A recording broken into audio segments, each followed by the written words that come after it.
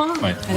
Moi, troisième. Mesdames, messieurs, bonjour. On est très, très affairés parce qu'encore une fois, on est l'entonnoir final. Vous savez, l'information, elle est là et nous sommes le réceptacle, ceux qui vous la restituent, cette information. Et ça bouge sans arrêt. Vous savez, j'ai pris l'habitude, moi, maintenant, tous les jours, de déchirer les notes que j'ai préparées pour présenter l'émission parce que ça bouge sans arrêt. Autour de la table, il y a le glorieux chef du service international d'LCI, Grégory Phillips. Bonjour à Merci tous. d'être avec nous. Bonjour. À côté, Maya Kadra, journaliste spécialiste du Moyen-Orient. Bonjour. Vous êtes franco-libanaise et je me suis battu pour que vous veniez. On a dit on veut que Maya Kadra soit là aujourd'hui. Vous voyez, alors que Renaud Pila, par exemple, et Isabelle Saporta, on nous les impose.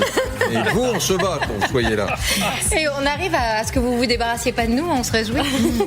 Le général Benoît Durieux est avec nous. Merci, général, d'être avec nous. Ancien directeur de l'Institut des hautes études de défense nationale, le fameux IHEDN. Et nous sommes également avec Sarah Safari, une des voix qui compte, une des franco-iraniennes qu'on entend beaucoup et qui a, un certain tempérament. C'est la raison de votre présence, Sarah Safari. Bon, l'actualité pour commencer, c'est ce qui s'est passé aujourd'hui à Tel Aviv, en Israël. Avec des images extrêmement impressionnantes d'une nouvelle salve de missiles tirés depuis l'Iran sur Israël. Vous allez le voir, les dégâts sont extrêmement importants avec ces frappes sur cet immeuble, des débris partout sur le sol. C'est un quartier assez huppé de Tel Aviv. Il y a également plusieurs blessés. Et donc, on va rejoindre tout de suite notre journaliste Bethsabée Salem sur place. Bethsabée, racontez-nous que s'est-il passé et quels sont les dégâts, effectivement, que vous avez pu, vous, constater.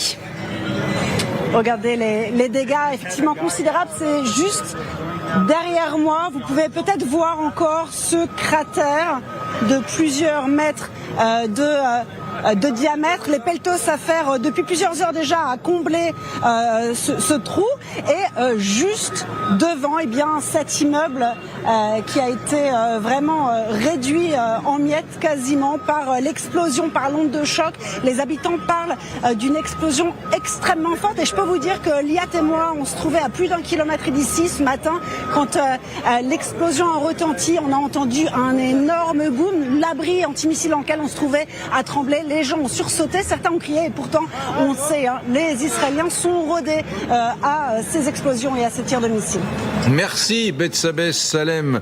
Grégory Phillips, ces images ressemblent plan pour plan à celles d'hier. Siavosh Ghazi, au centre de Téhéran. Il fait son plateau en situation, direct avec nous. Il est devant un immeuble qui a été touché, à peu près le même, et il y a des débris. Sauf que la différence entre Tel Aviv et Téhéran, c'est qu'à Téhéran, il va y avoir un bombardement. Et qu'il n'y a pas d'abri. Et qu'il n'y a pas d'abri. Il n'y a pas d'abri pour protéger les populations civiles. Non mais vous avez raison, je trouve, de comparer ces deux séquences parce que, évidemment, en Israël, vous avez de très nombreux médias qui couvrent ce qui se passe à Tel Aviv et ailleurs, et donc on a beaucoup d'images qui arrivent d'Israël. On en a moins de Téhéran, c'est vrai. Il faut le redire, Siavosh Ghazi est le seul journaliste français francophone qui travaille pour nous, et donc forcément, parfois, la couverture peut paraître un peu déséquilibrée entre une frappe à Tel Aviv et une frappe à Téhéran, mais ça s'explique aussi parce qu'en Israël, vous avez de très nombreux médias qui travaillent librement et qui peuvent documenter quand il se passe quelque chose à Arad, à Dimona ou à Tel Aviv. C'est moins le cas à Téhéran et c'est pour ça qu'on a beaucoup de chance d'avoir Siavosh qui, parfois avec d'importantes difficultés techniques pour émettre, arrive à nous raconter il y a une frappe sur un immeuble civil, etc. Il faut pas oublier, alors vous allez me dire c'est pas évident de le dire, il faut pas oublier le millier de morts au Liban, faut pas oublier la quinzaine de morts en Israël. Enfin, les populations civiles payent un lourd tribut à cette guerre depuis le 28 février, qu'elle soit à Téhéran, qu'elle soit à Tel Aviv, qu'elle soit au Liban avec le million de déplacés. Et je trouve que c'est important parfois de redire les choses et expliquer pourquoi cette couverture se fait comme ça. Juste, on va partir tout de suite. On avait prévu, on a quand même préparé l'émission avec Magali, mesdames, messieurs. Il y a un côté un peu anarchique comme ça. Ne vous laissez pas duper. Cette émission est dûment préparée. Voilà. Liberté, mais ordre et liberté. Juste une chose, puisque vous avez un peu lancé le débat sur le sujet, parlant des morts civiles à Beyrouth, donnant une espèce de coup d'aile pour prendre un peu de hauteur sur le nombre de morts civiles. Est-ce que c'est une question que je vous pose, Maya Kadra. Est-ce que la donne va changer au Proche-Orient? Est-ce que la donne va changer? Est-ce qu'il y aura un avant et un après? Est-ce que c'est un épiphénomène, cette guerre, douloureux, difficile, avec des morts, certes, mais au regard de l'histoire, finalement, ça ne changera pas grand-chose? Ou au contraire, est-ce que vous estimez qu'il y aura vraiment un avant et un après? Je pense que cette fois-ci, il y aura un avant et un après. Et je dis ça, je l'avance avec beaucoup de précautions, mais il y a beaucoup d'éléments qui nous permettent de dire qu'aujourd'hui, on est à un véritable moment de bascule. Et je dirais même que ça n'a pas commencé avec cette guerre. Malheureusement, ça a commencé avec le 7 octobre, cette date fatidique. Et dans la décision stratégique des Israéliens, il y a quelque chose qui a changé. Dans l'attitude militaire même, avant le 7 octobre, il y avait une certaine forme de politique, ce qu'on appelait le containment, contenir le Hamas dans la bande de Gaza, containment du Hezbollah avec la résolution 1701. Ça va, il y a pas, c'est comme si c'était un traité de non-agression mutuelle. Or, ça a montré ses limites, cette politique-là, qui parfois frôlait le cynisme côté israélien de contenir le Hamas, parce que ce sont des organisations qui sont foncièrement tournées vers le terrorisme et qui ont des idéologies très bien enracinées aussi. Et donc, là, il y a une prise de conscience non seulement israélienne, mais aussi américaine qu'il faudrait en finir peut-être. Et dans la série, il y a un avant et un après. Vous n'avez pas évoqué le fait que, en ce moment, à 7 minutes, l'Arabie Saoudite et les Émirats Arabes Unis songent à frapper l'Iran. Exactement. Quelque chose de totalement inconcevable. Il y a 1 an, il y a 2 ans, il y a 3 ans, il y a 4 ans. Là, ils sont en train de se réunir, en tout cas d'évoquer ce scénario. Vous parliez du Liban. Pardonnez-moi, on va partir sur place parce que Israël, de son côté, poursuit ses frappes. Donc, dans le sud du pays, Xavier de Giacomoni, vous êtes à Beyrouth avec Morgan Pope et visiblement Tsahal l'a revendiqué. Tsahal compte s'emparer de tout un territoire dans le sud du pays. Oui, de tout le sud du Liban, en fait, jusqu'à la rivière, jusqu'au fleuve Litani, puisqu'il se jette dans la mer, voire même un peu plus au nord, encore une bande de 20 km où l'armée israélienne demande à la population civile d'évacuer pour se mettre à l'abri. Vous savez qu'il y a déjà au moins 1 million de déplacés, de réfugiés dans leur propre pays au Liban, ce qui en fait un chiffre considérable et ça se renouvelle à chaque fois. Ça s'est renouvelé dans les années 2000, ça s'est renouvelé en 2006, ça s'est renouvelé récemment à l'automne 2024, suite justement, vous en parliez, au massacre du 7 octobre. Donc pour les Israéliens, il est impératif d'avoir cette zone tampon de 30 à 50 km au nord de leurs frontières. C'est un impératif militaire, mais ça peut devenir aussi un impératif politique, voire messianique, puisqu'on a des hommes politiques en Israël, notamment Bezalel Smotrich, le ministre des Finances, qui disent que ce territoire appartient au grand Israël et qu'il faut l'occuper définitivement. Donc vous voyez, pour les Libanais, c'est un énorme traumatisme.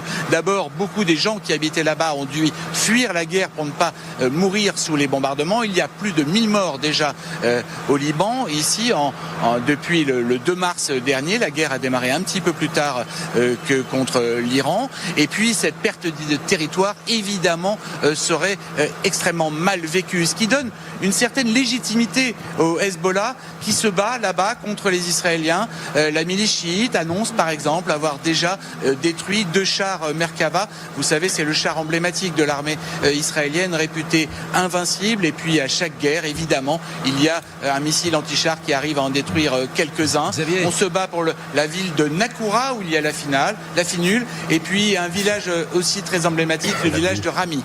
Xavier, vous m'entendez parce que j'essayais de vous interrompre et vous étiez parti oui, dans un... mais je vous écoute, c'est passionnant. J'ai croisé des Libanais dans Paris qui regardent LCI, qui m'ont arrêté dans la rue et qui m'ont dit, vous savez monsieur, nous sommes des Libanais chiites.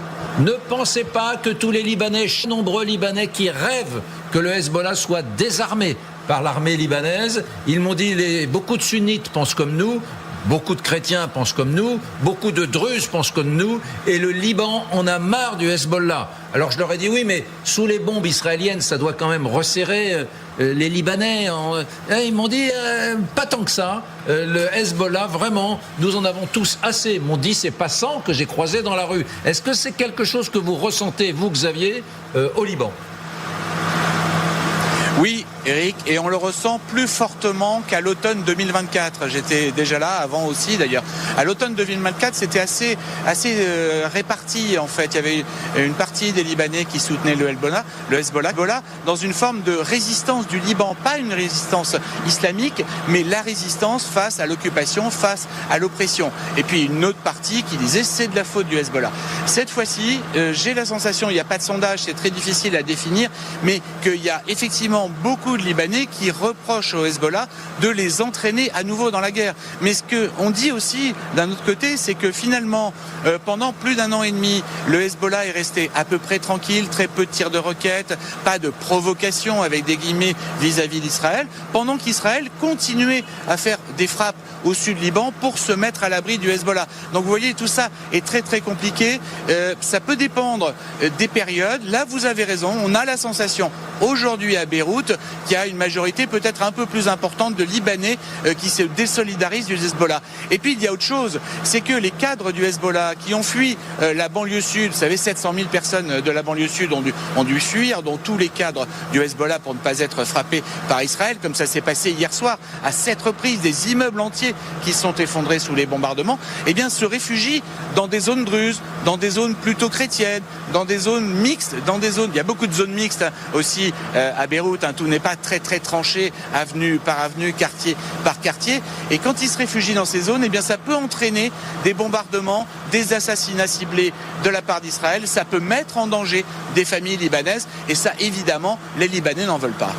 Merci beaucoup Xavier Giacomoni, c'est passionnant. C'est passionnant. Je ne vais pas vous raconter toutes les rencontres que je fais dans la rue, mais à Paris, il y a beaucoup de Libanais. J'ai également rencontré une jeune femme qui était moitié sunnite, moitié chrétienne. Et elle me dit, ma famille est au Liban, et à majorité chrétienne. Eh bien, ils étaient tranquillement à la maison, et puis l'immeuble qui touche mon immeuble, me disait cette dame, tout le premier étage a été littéralement soufflé par une frappe ciblée israélienne. C'était un hôtel. Au premier étage, il y avait un apparatchik du Hezbollah. À Beyrouth.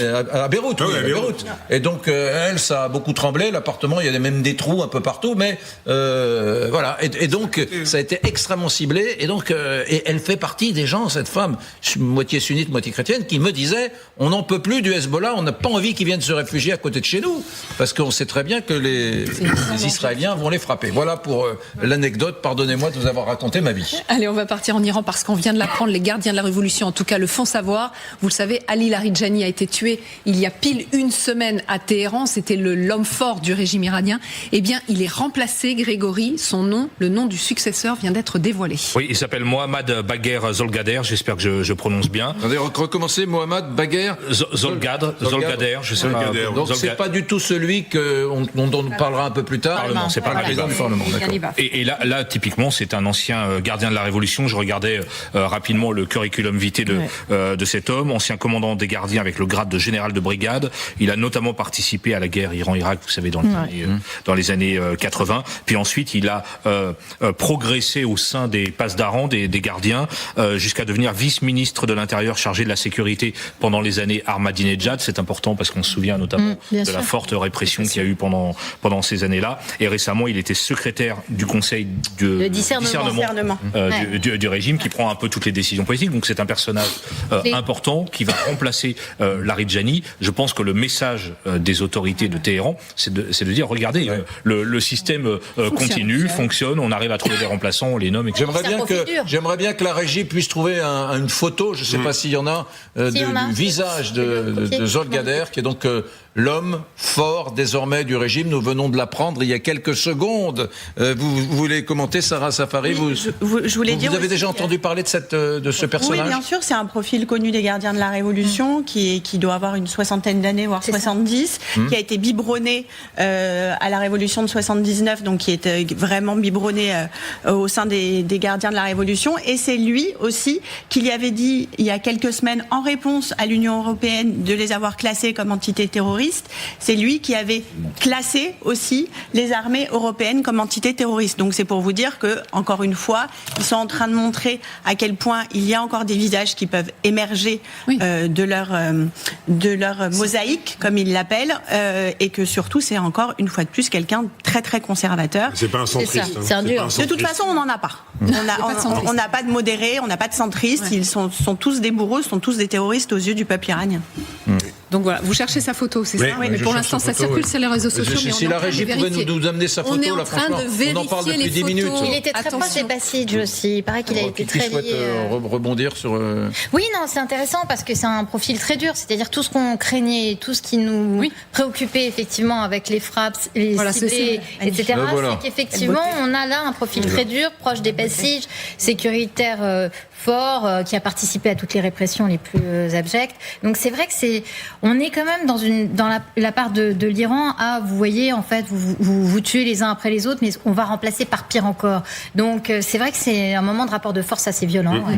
Moi, le job... je le prends pas. Hein. Si le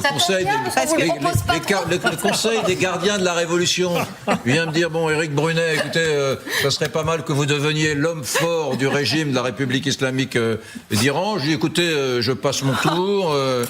J'ai piscine, pardon d'envisager les choses avec un peu de sourire comme ça, mais compte tenu de la rapidité avec laquelle les différents hommes forts du régime tombent, c'est un métier à risque. Illimité, c'est un métier à risque. C'est un métier à risque. Mais C'est un poste que tu peux refuser, je pense pas. L'information que vous avez, l'information qu'on a à la mi-journée est intéressante parce que ça montre déjà que le régime iranien n'est absolument pas décapité et qu'ils ont encore la capacité de faire monter, des personnalités. Deuxièmement, Trump a intérêt à avoir des interlocuteurs, puisqu'il y a encore 15 jours, il disait on ne sait pas à qui téléphoner si on veut faire la trêve. Et là, Trump est en train, sur le modèle du Venezuela, je ne sais pas si ça peut marcher, de dire je suis en train de choisir mon leader pour pouvoir négocier. Justement, l'homme que choisit Donald Trump, c'est intéressant que vous y veniez parce que c'est évidemment scruté de très près par le monde entier et visiblement, vous avez raison, Donald Trump aurait choisi avec donc cette trêve annoncée pour 5 jours, et il dit en attendant, pardonnez-moi, pour 5 jours, et en attendant, donc on est en train de discuter. Mais avec qui discute-t-il ? Eh bien, visiblement, ce serait cet homme-là. C'est le président du Parlement iranien, il s'appelle Mohamed Bagher Ghalibaf, extrêmement connu évidemment des Iraniens. D'abord son portrait avec Nancy Rice. Un partenaire viable, une option, l'homme sur qui les États-Unis pourraient investir, Mohamed Ghalifab. Son nom n'a pas encore été donné officiellement, mais Donald Trump a livré quelques éléments sur son profil. Avec qui Steve Witkoff parle-t-il ?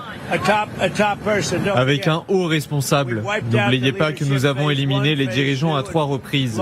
Nous avons affaire à l'homme qui, je crois, est le plus respecté et qui est le vrai leader. Vous savez, c'est un peu compliqué. Nous avons éliminé tout le monde. Mohamed Ghalifab, 64 ans, président du Parlement iranien, un homme qui se montre peu publiquement pour des raisons de sécurité, mais qui compte dans le paysage politique iranien et davantage depuis l'élimination d'Ali Khamenei.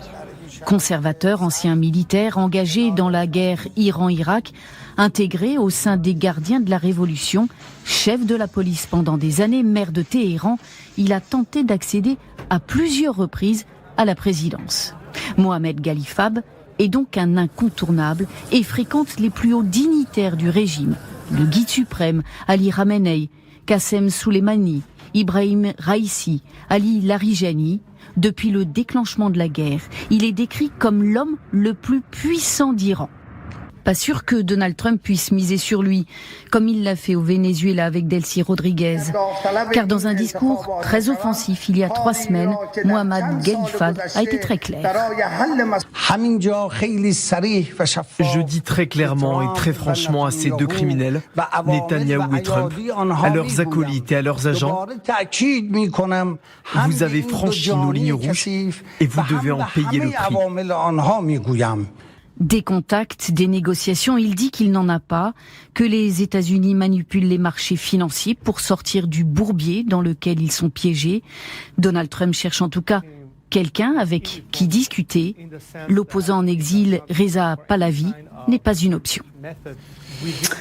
Bon, beaucoup de choses passionnantes. D'ailleurs, Sarah Safari, est-ce que vous connaissez cet homme dont on vient de faire le portrait? Alors, il y a deux Mohamed Bagher, ça c'est des prénoms, mais c'est un prénom courant, Mohamed Bagher? C'est des prénoms composés, si vous voulez. C'est comme Jean-Pierre. Comme Jean-Pierre. D'accord. Donc il y a Mohamed Bagher Zolgadre, dont on vous a parlé il y a 3 minutes, qui est ce monsieur au visage un peu rond, qui est le nouvel homme fort choisi par les gardiens de la révolution de l'Iran. C'est lui aujourd'hui le patron de l'Iran. Familiarisez-vous, avec son nom, Mohamed Bagher, Zol avec un Z, Zolgadre. Voilà. Donc ça, c'est le nouvel homme fort. Maintenant, on a changé de Mohamed Bagher. On parle de cet homme dont on a parlé dans le reportage de Nancy Rice. Mohamed Bagher, Galibal, lui, c'est l'homme fort de l'Iran dans les rêves de Donald Trump. D'abord, qui est cet homme? Alors, c'est un très très proche feu Khamenei. C'était un très proche de Khamenei père qui a été tué. Il a été biberonné lui aussi aux gardiens de la Révolution. Il a été commandant quand il avait une 20aine d'années. Il a été élu maire de Téhéran aussi. Enfin, quand je dis élu, vous savez très bien, c'est les élections en Iran ne valent rien. Il a été maire de Téhéran pendant 2 ans. La corruption n'a jamais autant fait rage dans cette ville pendant ces quelques années. Et il faut savoir aussi qu'il a été à l'origine de plusieurs exactions quand il y a eu des mouvements étudiants en 1999 et en 2003 contre le régime. Il faisait partie des donneurs d'ordre d'exécution qui ont dit aux forces Basij et aux gardiens de la Révolution à l'époque, ligotez les mains et les pieds de ces étudiants et jetez-les par les toits des universités. Donc vous voyez à qui on a affaire encore aujourd'hui.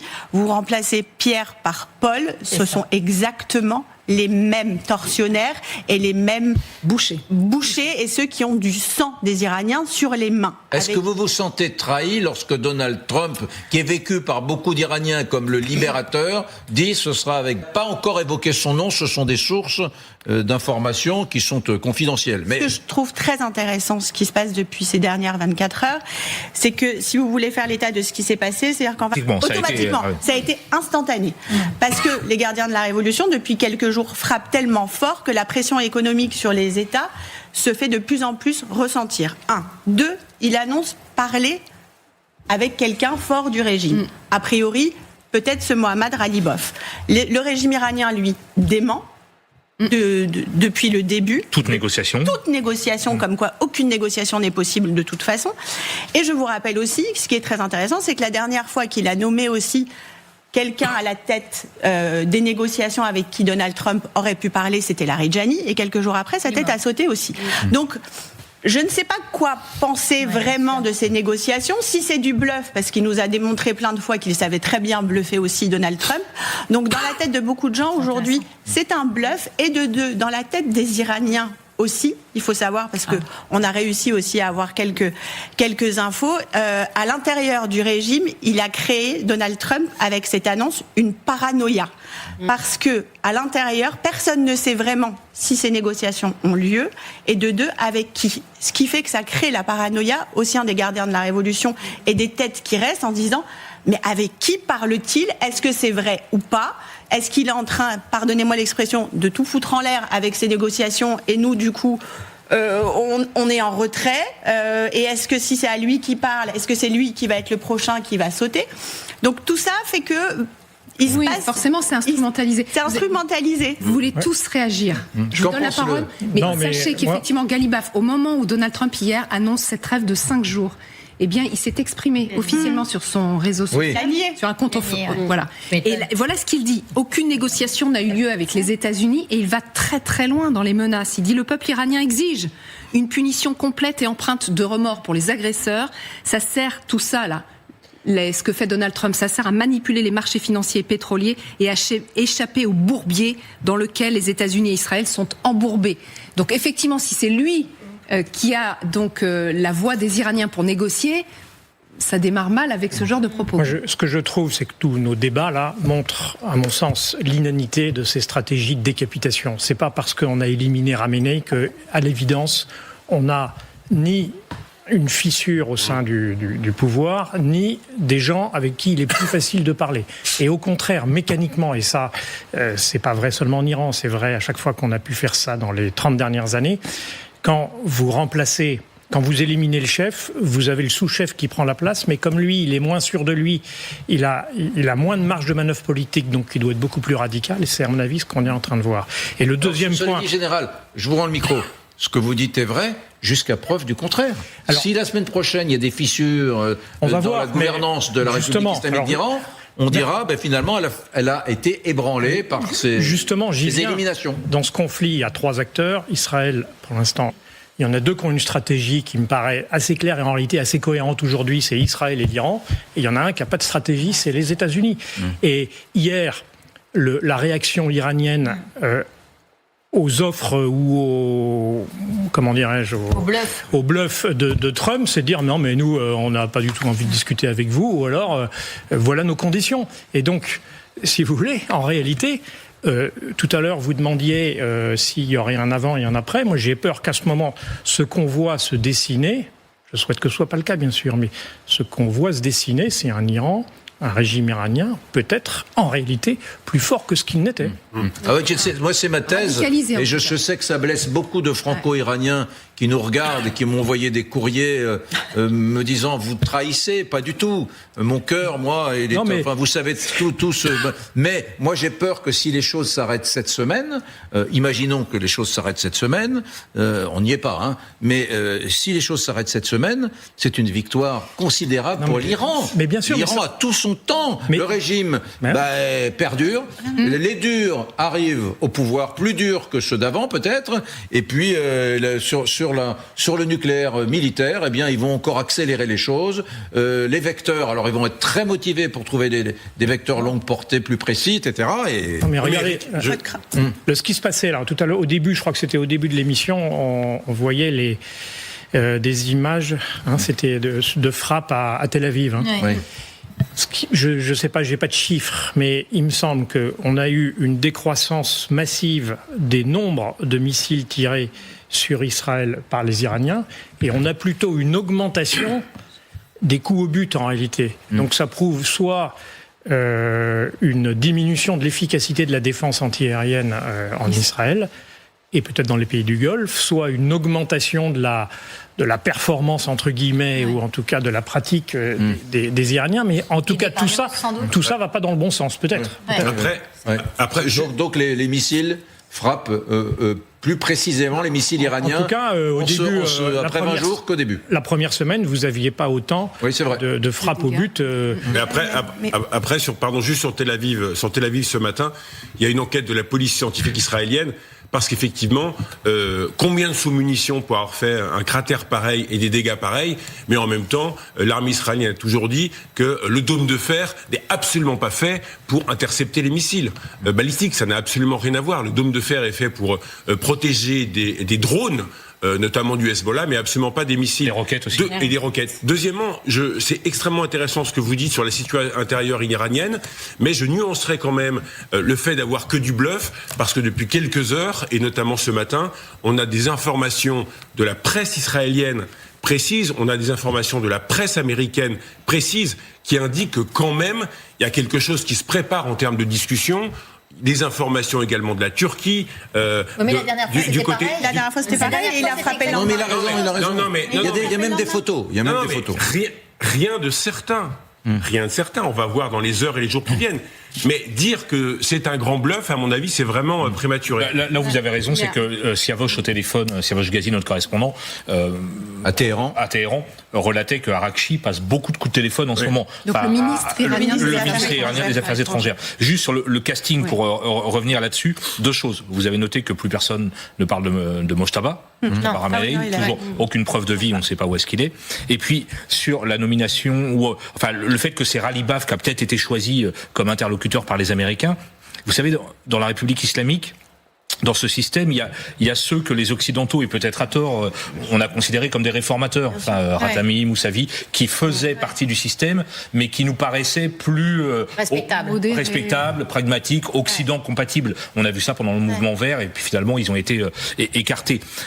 Le régime chancelant de Téhéran aurait pu adresser ce signal en disant on va chercher un réformateur, quelqu'un. Alors Ratami et Moussavi sont assez âgés, mais peut-être que dans ce mouvement des réformateurs, ils auraient pu trouver quelqu'un de plus souple. Non, ils vont choisir les durs du régime pour succéder à la Reggiani. Ce que je trouve intéressant dans le profil, excusez-moi Sarah, de Ghalibaf, mais c'est ce que vous disiez tout à l'heure très justement, c'est que c'est un corrompu.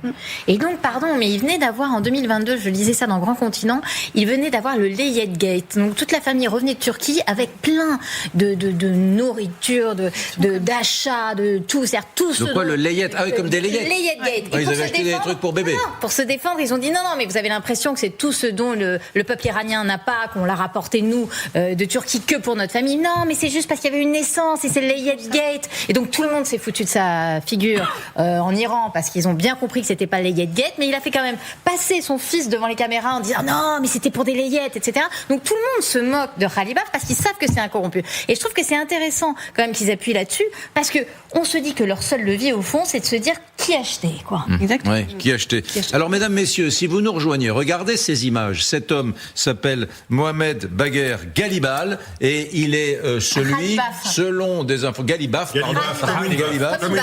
Il est comme vous voyez très bien, il est celui qui aurait été choisi par l'administration américaine pour être l'homme fort qui incarne le pouvoir de la République islamique d'Iran, pour diriger un nouvel Iran un peu plus conforme aux exigences américaines. Premier point. Et je vous rappelle également, si vous prenez notre émission en cours, qu'il y a un autre homme qui a le même prénom que lui, Mohamed Bagher, mais lui, il s'appelle Zolgadr. Et Mohamed Bagher Zolgadr, dont vous allez voir maintenant le visage, c'est lui, cet homme au visage rond. Lui, c'est le vrai nouvel homme fort du régime islamique qui vient, il y a quelques minutes, d'être nommé par les gardiens de la révolution à la République islamique d'Iran. C'est lui le patron, désormais, on parle plus tellement de Mojtaba, c'est vrai, c'est lui le patron de l'Iran, et c'est un laïc, c'est pas un religieux. C'est un militaire, un gardien de la révolution. C'est un gardien de sa carrière dans le gardien de la révolution. Donc vous voyez, il y a eu deux choses importantes. Cet homme, le nouvel homme fort, et celui qu'on vous montrait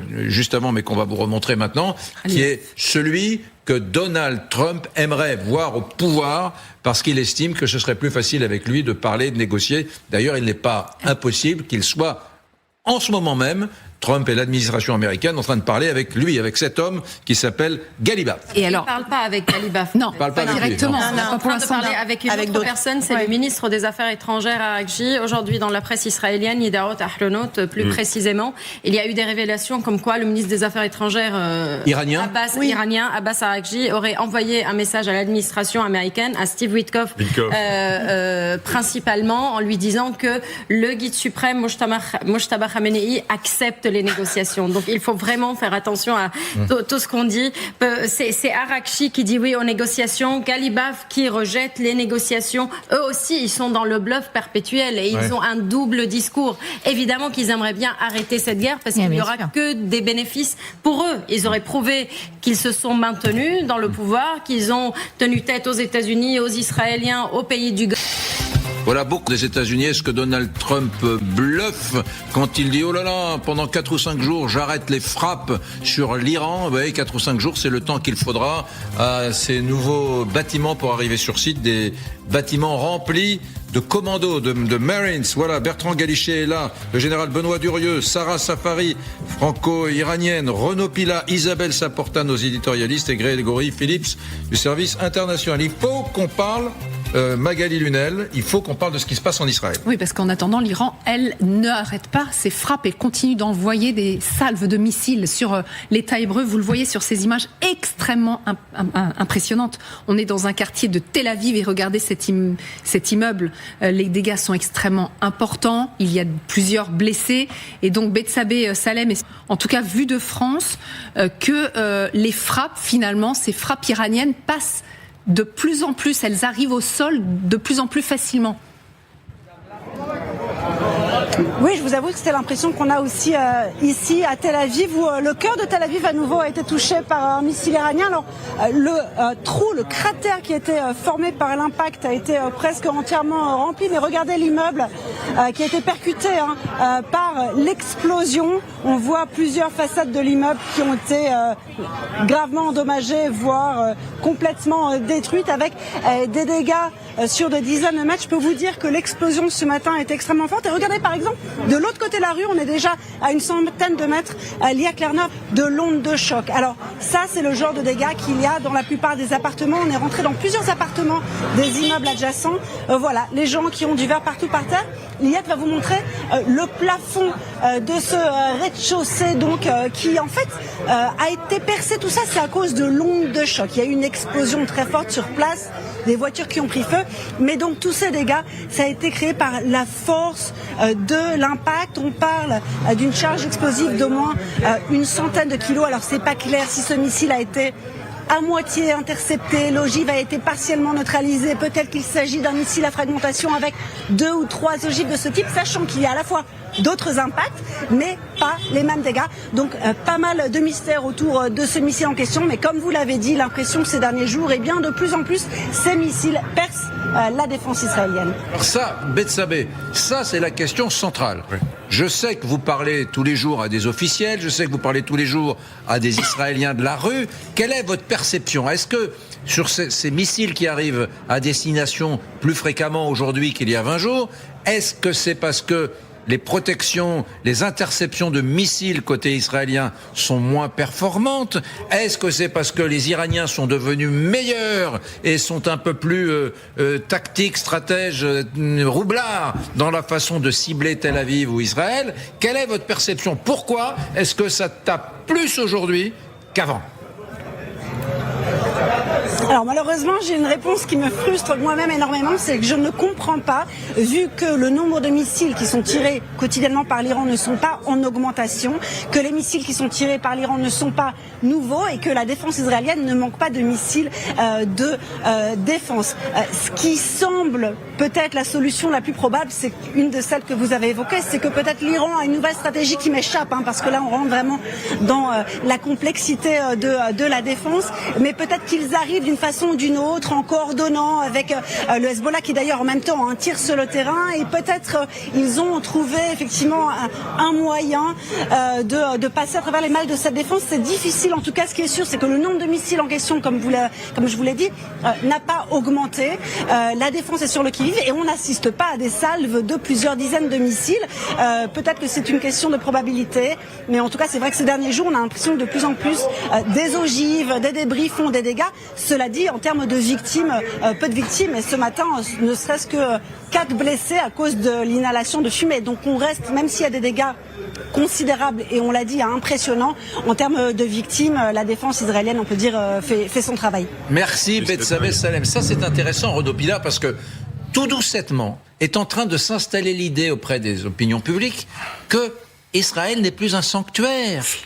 Israël est frappé. Les images que nous montre Bethsabée là à l'instant en direct, ce sont les mêmes que celles que nous a montrées Siavosh Ghazi, le correspondant de Radio France Internationale à Téhéran. Beaucoup moins importante. Hein? Non, mais beaucoup moins importante. Non, mais ce que je veux dire, c'est que il y a des débris, il y a de la casse. Il y a moins de morts, on l'a compris, mais ça n'est plus un sanctuaire. Il y a 1300 morts en Irak. Dont on parlait, qui était très efficace pour les petites bombes ou les roquettes qui venaient du Hezbollah. La réalité, face à ça, vous avez raison. C'est moins imperméable. Vous avez raison. Rappelons quand même 1300 morts pour l'instant en 3 semaines en Iran. Le bilan est catastrophique. Attention. La différence, c'est pas les frappes. La différence, c'est les bunkers. C'est les bunkers dont disposent les Israéliens avec les sirènes pour aller tous aux abris pendant les bombardements, alors qu'à Téhéran, il n'y a rien de comparable. Strictement rien de comparable. Je lisais avant de venir sur le plateau les premières indications de ce qui s'est passé ce matin.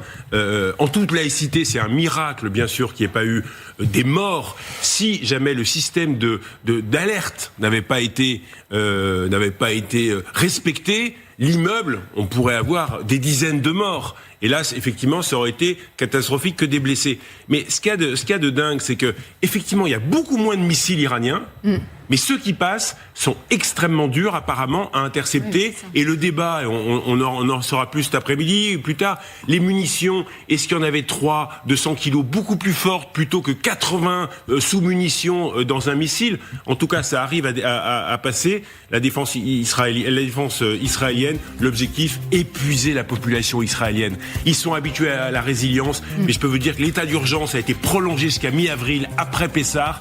Écoles fermées, pas de rassemblement, les visios pour les étudiants et les enfants, ils sont épuisés. C'est la stratégie de l'Iran d'épuiser la population israélienne. Et le régime qui envoie un autre message, nous ne sommes pas morts, on est capable de remplacer les responsables les uns après les autres, malgré le fait qu'ils soient tués. Ali Larijani, tué il y a tout juste une semaine, vous le savez, Basseya a été remplacé par cet homme, on l'a appris il y a quelques minutes. Qui est-il ? Qu'est-ce que ça renvoie effectivement ? Est-ce que le régime est en train de se durcir ? C'est des questions qu'on se pose dans un instant. À tout de suite. Il s'appelle Monsieur Zolgadr, mesdames, messieurs. On vous racontera son pédigré. Comment vous dire les choses ? C'est pas un démocrate social. Hein. À tout de suite. Mesdames, messieurs, vous avez le droit de savoir. Vous avez le droit de savoir qui est autour de la table en direct sur LCI. Il y a Bertrand Galichet, grand reporter, spécialiste des relations internationales. Sarah Safari, cofondatrice de Femmes Azadi et franco-iranienne. Renaud Pila, Isabelle Saporta, nos éditorialistes. Magali Barthès, qui est avec nous du service international d'LCI. Magali Lunel, la coprésentatrice de cette grande émission que vous regardez tous les jours de midi à 14h30. Et nous sommes également avec Raphaël Jérusalemi, ancien officier de renseignement qui est avec nous et que je salue. Nous serons rejoints dans un instant d'ailleurs par le général François Chauvency, consultant géopolitique d'LCI, que j'ai écouté ce matin dans ma voiture sur Sud Radio. Il nous fait des infidélités. Comment il ose ? On va le lui reprocher tout à l'heure. J'embrasse d'ailleurs au passage nos confrères de Sud Radio. Bon, il faut qu'on parle. Voilà, on préparait tranquillement notre émission avec Magali. Il faut vous dire que la routine depuis le début de cette guerre a totalement disparu. Il n'y a plus de routine. On est prêt à déchirer toutes nos notes et à repartir à zéro à tout instant. Et lorsque nous avons appris, juste avant qu'on prenne l'antenne, que ça y est, les Iraniens venaient de nommer un successeur à Ali Larijani, et ce successeur, on a découvert le nom, difficile à prononcer, Mohamed Bagher Zolgadr. C'est bien ça, vous allez voilà son visage. C'est un pur et dur du régime, un gardien de la révolution, quelqu'un qui a participé vraiment à des répressions, pour parler gentiment, parce que pourrait peut-être utiliser un autre terme que répression. On va utiliser celui-là, des répressions très dures contre le peuple. Des massacres. Voilà, on peut dire des massacres. Voilà, c'est le mot auquel je pensais. Et voilà, il s'appelle Zolgadr, et pour certains observateurs, il est même plus dur que ses prédécesseurs et que Ali Larijani. Voilà. Justement, on va interroger Raphaël Nessé. D'abord, est-ce que pour vous, c'est un message du régime iranien, peut-être envoyé et aux États-Unis et à Israël? Vous tentez, et on peut remplacer même par des plus durs. Oui, alors c'est bien sûr un message, c'est quelqu'un qui est extrémiste encore plus que les autres, ce qui n'est pas peu dire, et en fait on assiste effectivement un durcissement de la position iranienne au moment où Donald Trump voudrait plutôt se montrer plus coulant. Ce qui est intéressant, c'est que ce personnage est en fait un front. Il est mis en œuvre très longtemps à ce poste. Et secondo, il est probablement téléguidé, télécommandé par d'autres plus puissants que lui, au sein des gardiens, comme une figure importante, certes, mais qui n'est pas la plus puissante et la plus importante des gardiens de la Révolution. Et ça montre quand même qu'aujourd'hui, en fin de compte, l'Iran n'est plus géré par les mollahs, par les religieux, mais bien par les militaires des gardiens de la Révolution. Raphaël Jérusalemi, un petit détail sur cette photographie. Cet homme qui vient du monde des gardiens de la Révolution a une bague, et j'ai observé que ce type de bague était fréquemment sur les doigts des gardiens de la Révolution ou des durs du régime. Ça vous parle? Ça vous dit quelque chose? Oui, je suis d'accord avec vous. Je ne saurais pas vous préciser la signification. C'est une sorte de signe de reconnaissance. J'imagine qu'il y a une signification peut-être du port de la bague et du type de bague, mais je n'ai pas l'information là-dessus. Nous je avons pourrais eu m'en d'ailleurs... renseigner pour la prochaine émission. Ouais. Nous avons eu un jour quelqu'un qui est venu ici, qui était assez proche de la République islamique d'Iran, semble-t-il, il m'a semblé, et qui portait cette bague. Et quand voilà, quelques temps plus tard, il l'a enlevé. Enfin, il y a quelque chose. Vous avez des éléments, mais ça me paraît assez important. Ce sont des bagues qui sont généralement portées par les grands dignitaires et les religieux chiites pour une protection divine. Pour une protection divine, Voilà. donc c'est un signe. Voilà, C'est un signe religieux. Juste un mot sur ce profil, parce que Raphaël Jérusalemi, bien évidemment, vous restez avec nous, on a d'autres questions, mais Sarah Safari, vous le connaissez, vous Oui, c'était un commandant militaire des gardiens de la Révolution au tout début. Donc c'était un biberonné des gardiens de la Révolution, proche aussi de Khamenei. Il a été à la tête du Conseil de discernement de l'intérêt supérieur de la République islamique depuis 2020, donc protéger les intérêts de la République islamique aussi. Et voilà, et c'est ce qu'on voit aujourd'hui. Ils vont aller chercher encore plus dur que dur, parce qu'il en existe encore malheureusement quelques-uns. Et légion, ce ne sont plus des mollahs, mais ce sont des commandants. Donc avec d'équipement, parce que ce ne sont que des pions. Généralement, ils restent pas très longtemps. Mais est-ce que ça veut dire que ce régime est en train de changer? Si c'est plus des mollahs à la tête, c'est des militaires. Non, mais parce que ce régime est en train de se durcir. C'est-à-dire qu'au fur et à mesure que les cadres sont éliminés, certains qui ont quand même été des négociateurs avec les Occidentaux, mais on voit que c'est pas cette ligne du tout que choisit le régime quand il remplace les cadres éliminés, mais aller justement vers les militaires, vers les gardiens de la Révolution, vers les anciens de la guerre Iran-Irak. Donc vraiment, on vient à l'origine même de cette République islamique, et on met sur le devant de la scène, en effet, les radicaux parmi les radicaux, et c'est vraiment ce qui frappe, c'est en fait le repli de cette République islamique sur elle-même et sur ses éléments les plus radicalisés. Je viens vers vous dans un instant, Bertrand Galichet, mais je profite de la liaison que nous avons avec Raphaël Jérusalemi, ancien officier de renseignement. Raphaël Jérusalemi, si jamais on parlait des Iraniens qui, selon l'administration américaine, sont très soucieux de parler et qui parlent beaucoup, qui décrochent beaucoup leur téléphone, si jamais, Raphaël Jérusalemi, la guerre s'arrêtait dans les prochains jours, mais ce serait un échec terrible. Voilà donc un nouvel homme fort à Téhéran qui est plus dur que ses prédécesseurs. Il n'y a pas eu d'objectif atteint en matière d'uranium enrichi, qui sert à fabriquer la bombe atomique. Enfin, je me dis que on est au milieu du gué et que là, ce serait tragique pour Israël et pour les États-Unis que la guerre s'arrête tout de suite. Je sais que c'est très impopulaire d'être pour la guerre. Je suis pas spécialement un va-t-en-guerre, mais ça n'aurait aucun sens. Tout ce qui a été fait n'aurait pas de sens, Raphaël Jérusalemi. Oui, vous avez tout à fait raison. Sans la chute du régime, tout cela ne sert absolument à rien. Le régime, qu'il soit des mollahs ou des gardiens de la Révolution, ne désarmera jamais de la velléité de produire de l'uranium enrichi pour nucléaire militaire, de produire des missiles balistiques et des drones en veux-tu, en voilà. La seule façon de se prémunir de cette menace, qui est une menace, aujourd'hui on le sait, d'ordre global international, c'est la chute du régime. Autrement, s'il n'y a pas un nouveau régime plus conciliant, plus modéré, plus démocratiquement choisi, la menace durera. C'est-à-dire que tous les acquis militaires ne vaudront rien. On aura juste retardé, abîmé la puissance militaire iranienne pour 1 an, pour 2 ans, mais c'est tout. Et donc, vous avez tout à fait raison, il faut aller jusqu'au bout. Aujourd'hui, s'arrêter maintenant, c'est un échec. Bon, je ne crois pas qu'on va s'arrêter maintenant. Je ne crois pas non plus que, même si Donald Trump se dégonfle, les Israéliens, eux, continueront, avec d'ailleurs ou sans sa permission, même si nous dépendons d'eux pour les munitions, à savoir si on va arriver à quelque chose. Car en fin de compte, vous savez, les conditions qui vont être exigées par la Maison-Blanche pour un cessez-le-feu ne seront pas acceptées par les Iraniens. Et donc, on est loin encore de l'arrêt des combats, à mon avis.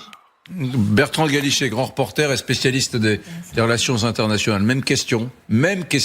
Ça n'aurait aucun sens aujourd'hui de négocier. Et puis, de toute façon, on voit très bien que les Iraniens ne vont pas dire « Ok, on arrête de fabriquer des missiles. Ok, on arrête de fabriquer la bombe atomique, cette course. Non, on arrête tout. On va les vecteurs, on arrête tout. C'est pour ça que l'opération militaire américaine semble très erratique au point où nous en sommes après 3 semaines de guerre.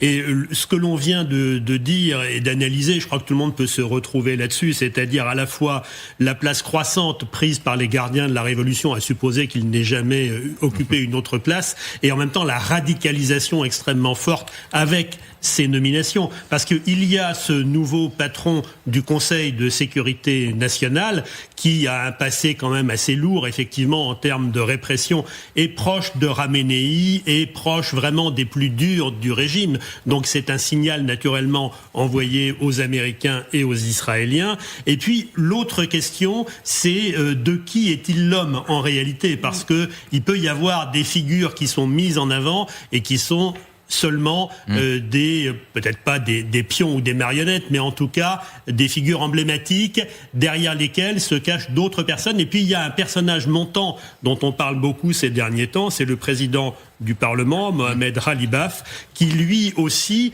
a un profil extrêmement inquiétant, mais qui a un profil un peu différent parce que il a été maire de Téhéran pendant 8 ans. On le voit pendant que vous parlez. Et il est l'homme qui intéresse les Américains et auquel les Américains pourraient parler. Si c'est le cas, ça serait quand même assez catastrophique pour la population iranienne et pour l'avenir de l'Iran, parce qu'il a une particularité, ce Mohamed Khalibaf, c'est non seulement d'avoir été proche de toutes les exactions commises par le régime, mais aussi d'être un businessman. Il a beaucoup transformé Téhéran, il a fait construire des tours partout, il a fait construire des autoroutes, et donc ça parle, ou ça peut parler à Trump, le fait d'être dans l'immobilier. Est-ce que c'est l'homme de Donald Trump? C'est la question qu'on se pose effectivement depuis ce matin, parce que Donald Trump en a parlé hier. Évidemment, ça reste un homme mystérieux, un homme mystère, pardon, il n'a pas donné son nom.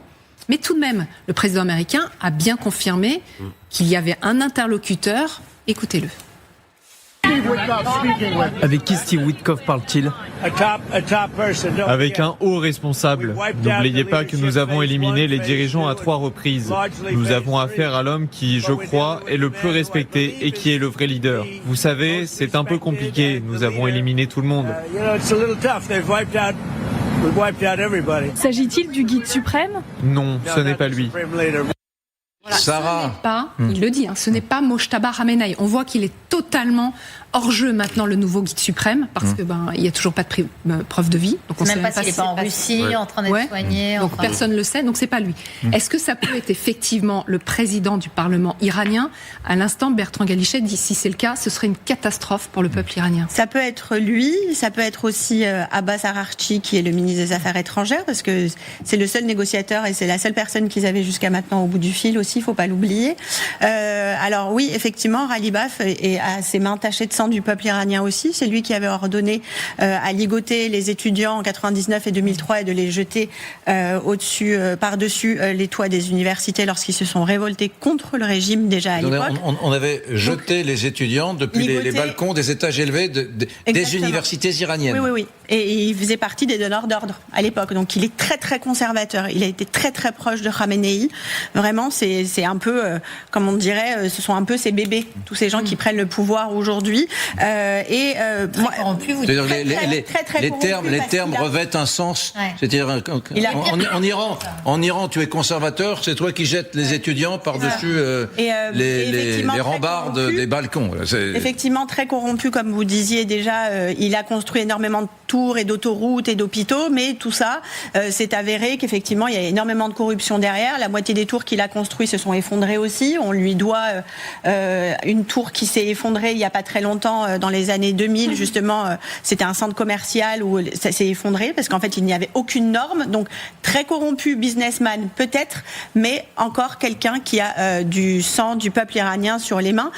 Et donc, bien évidemment, parce que c'est la question de Magali, quand vous voyez tous les dimanches dans ces manifestations en Europe, aux États-Unis, au Canada, de la diaspora iranienne, à Paris, quand vous voyez tous ces gens qui pleurent et qui disent cette fois c'est peut-être la bonne, il faut aller jusqu'au bout pour libérer l'Iran, vous vous dites en voyant ça, tout ça pour ça. C'est-à-dire Donald Trump qui dit c'est peut-être avec lui qu'il faut Ou alors peut-être que c'est du pragmatisme. Peut-être que Trump se dit je n'arriverai pas à installer Reza Pahlavi en Iran, à Téhéran. Par conséquent, il vaut mieux un type du régime qui vrille un peu. C'est très bien qu'ils ne veulent pas pouvoir négocier avec eux parce que de toute façon, ils ne vont jamais dire oui au point de négociation. On a bien vu que toutes les négociations qui ont eu lieu ces dizaines de dernières années n'ont rien donné. Les missiles balistiques sont passés de 2000 km à 4000 km.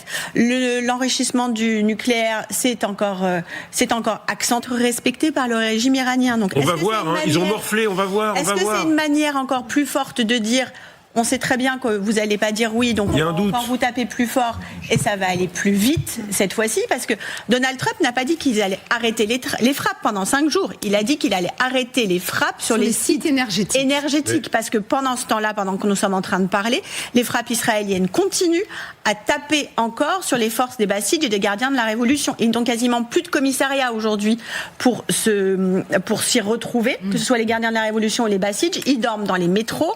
Donc la peur commence à changer de camp de ce côté aussi. Même si d'extérieur, vous voyez que les conservateurs prennent du pouvoir, les forces répressives, elles, à l'intérieur, sont en train de petit à petit s'assécher parce que les gens ont peur. Les gardiens de la Révolution commencent à avoir peur maintenant. Sans parler de la paranoïa, c'est très important ça, Raphaël Jérusalemi, la paranoïa au sein du régime, c'est-à-dire, on doit se dire du côté des gardiens de la Révolution, tiens, avec qui parlent les Américains ? Est-ce que cette nomination d'un dur du régime a du sens ? Ou est-ce que c'est simplement un artifice ? Parce que pendant qu'on nomme un dur, il y a des gens de chez nous qui sont en train de parler avec les Américains. Il doit y avoir une espèce d'énorme paranoïa au sommet de la hiérarchie de Téhéran et de l'Iran, qui doit rendre les choses très difficiles. Parce que ça, on le sait pas, nous. On n'en parle pas. On n'a pas des diplomates iraniens qui viennent nous raconter les dessous des cartes. Mais il doit y avoir cette trouille, cette paranoïa énorme à Téhéran. Oui, et nous nous amusons beaucoup avec ces chasses aux sorcières que nous provoquons en faisant circuler des rumeurs.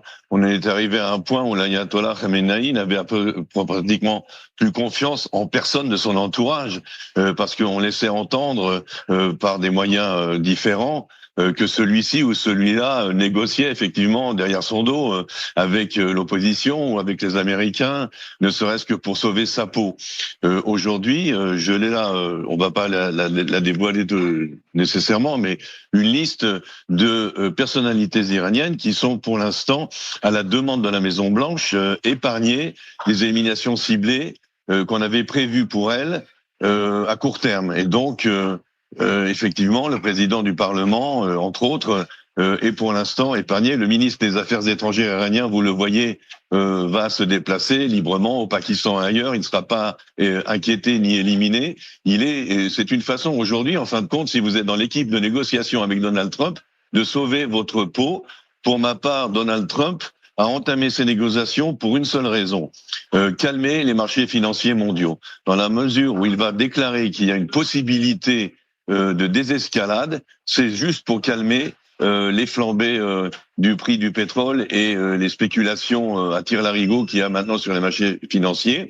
Et entre-temps, du côté iranien, on l'a dit sur le plateau avec beaucoup de justesse, ces personnages-là ne accepteront jamais les conditions qu'on va leur imposer pour un cessez-le-feu. Et même s'ils les acceptaient, on pourrait pas les croire. Ils sont zéro fiables. Ils ont montré durant toute leur carrière qu'ils étaient des personnages véritablement les derniers avec lesquels vous voulez négocier même le bail de votre location d'un studio. Voilà. Raphaël Jérusalemi, juste pour revenir sur cette liste en fait de dignitaires iraniens qui ne seront pas tués parce que Trump en fait retient votre main.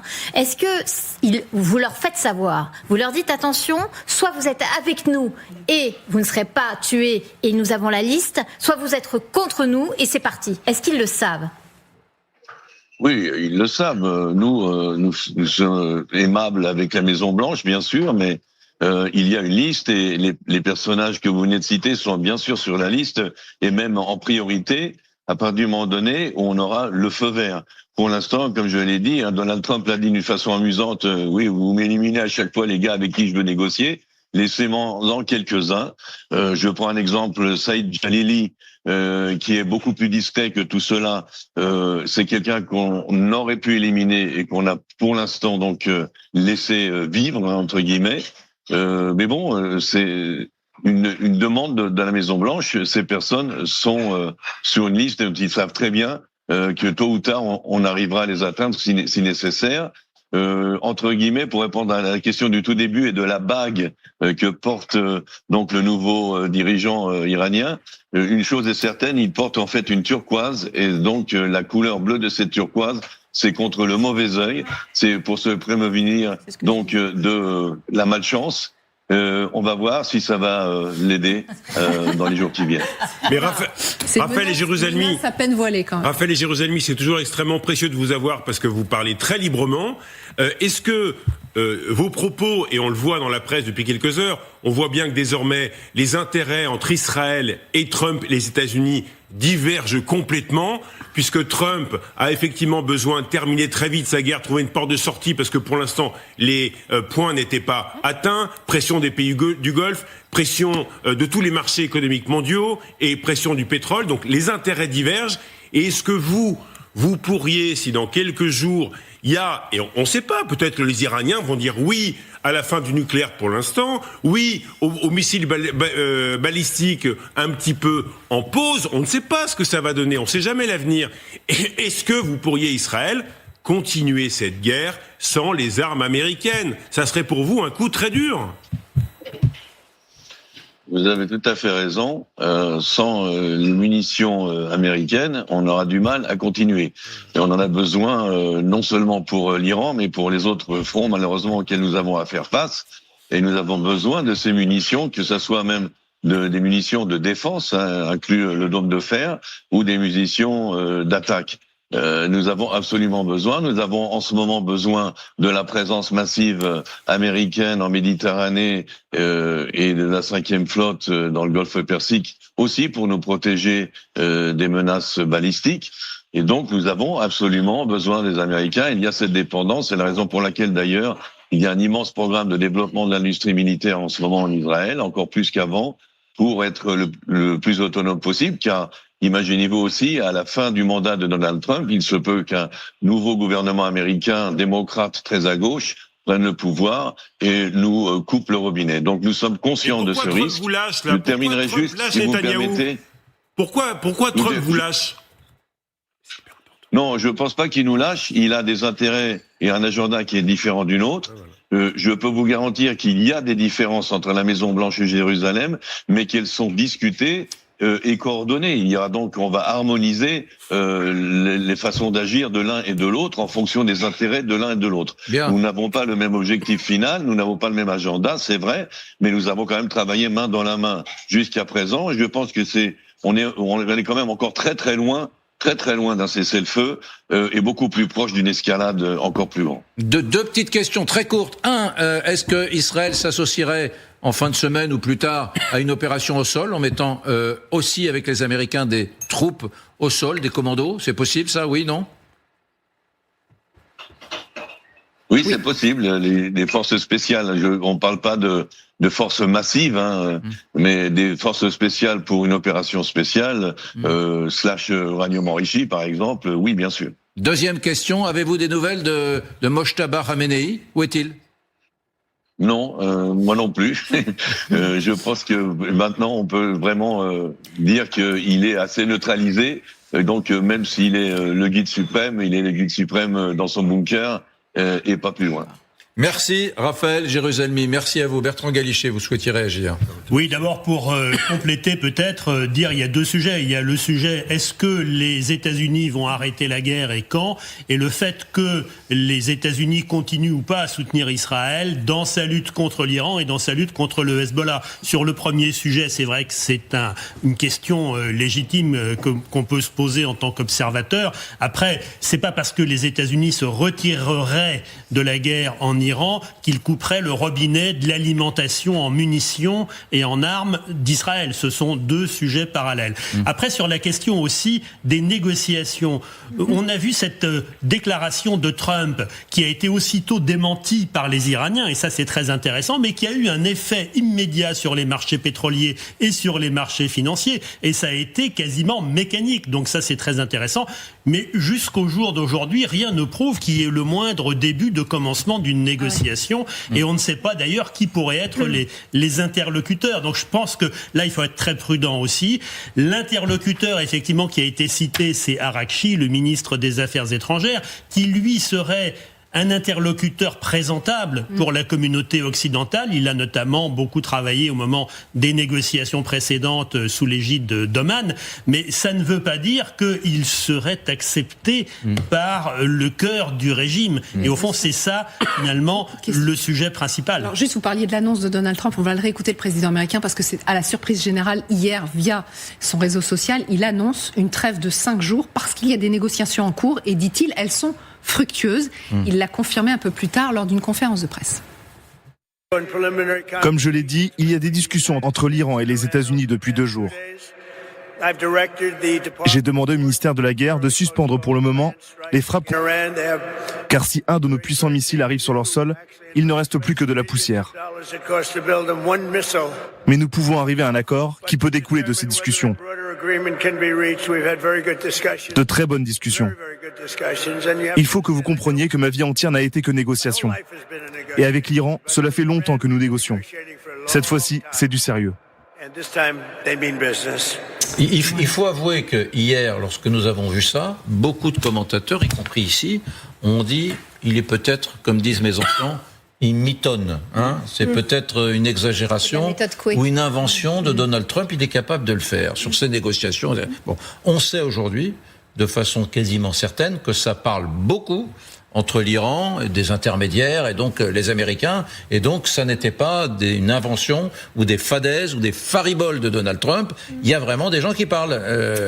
On va voir Nivine tout de suite. Nivine, oui, parce qu'apparemment c'est une photo, rien qu'une seule photo explique tout, Nivine. La photo qui explique tout. La photo qui explique tout. Bien, cette photo, la voici. Alors, on y voit quoi ? Eh bien, 4 hommes installés confortablement dans des fauteuils. Rien d'exceptionnel, sauf qu'évidemment, ces hommes, ce ne sont pas n'importe qui. Ce sont des ministres, les ministres des Affaires étrangères de 4 pays. De l'Égypte, d'abord, que vous le voyez juste là. De la Turquie, bien évidemment. De l'Arabie Saoudite. Et enfin, du Pakistan. Cette photo, elle a été prise à Riyad jeudi dernier, le 19 mars, lors de pourparlers au sujet notamment de la guerre en Iran. Et pendant cette entrevue, eh bien, l'Égypte a annoncé avoir trouvé un interlocuteur solide parmi les gardiens de la révolution. L'Égypte aurait également proposé un accord pour un cessez-le-feu, ce qui évidemment change la donne, parce que ça signifierait que la voie diplomatique, elle est encore possible.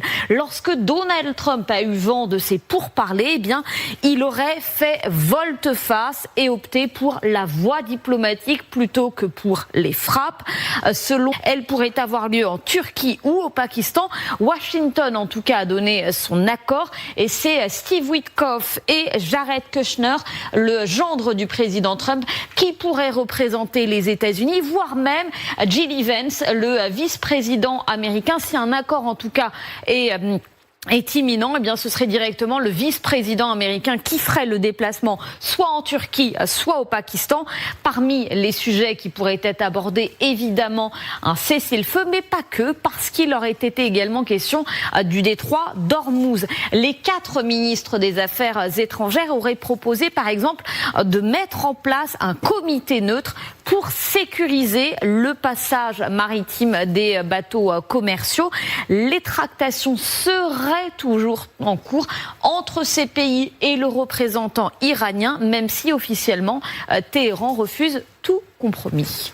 Merci Nivine Potros, et on salue le général Chauvency qui est avec nous.